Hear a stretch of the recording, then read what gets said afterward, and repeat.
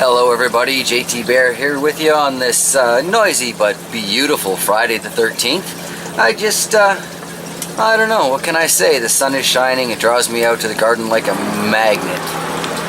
They're doing some work on some trees down the street there, so you're going to be hearing chainsaws and chippers and all kinds of stuff, but what do? It's an urban gardening experience, isn't it? Alright, let's get started.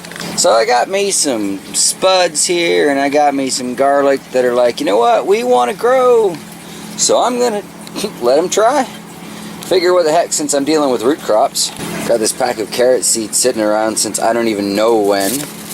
But it's like a million carrot seeds in there, so I think I'm going to plant some of those quite liberally into one of those square 4-gallon pails.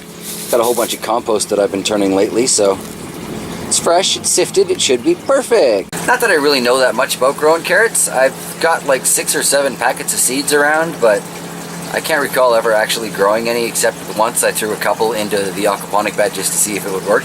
But this year I'm going to give it a go. I'm even going to go at it with a plan, I think. So I've just got another one of my 1,000,001 storage bins here with some compost that I sifted over the last few days, when we've had sunny moments anyway. I have no idea how to go with garlic, so if I'm botching this, just let me know, eh? Let me take that. Seems to work fairly well. And I've just got a large planter pot in here, so it can still leak out into the bottom, not be flooded. Guess I'll just take these and kind of shove them in. Leave those green tips up.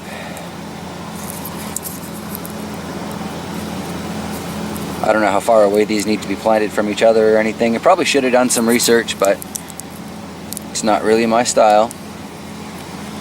Fix that up and get back to you. Anyway, so here we are. I've got 3 little sprouted garlics planted away in one of my many coffee cans around the property.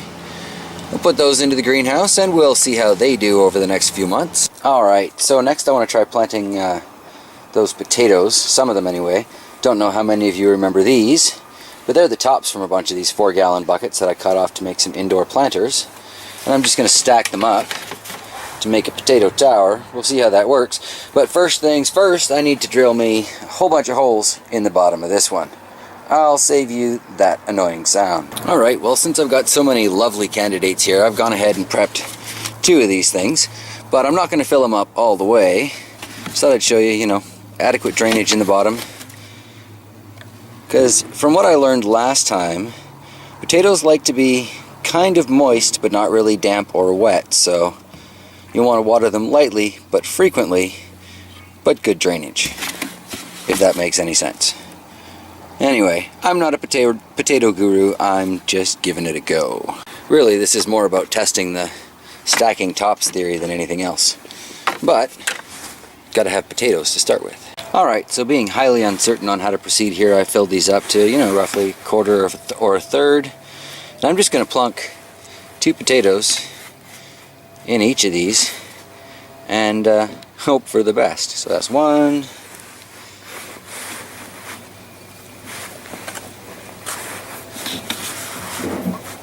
And that's the other. Okay, so I guess next I'll cover them with another inch or so on top of that, and we'll see. Although I'm thinking I should probably point those roots down.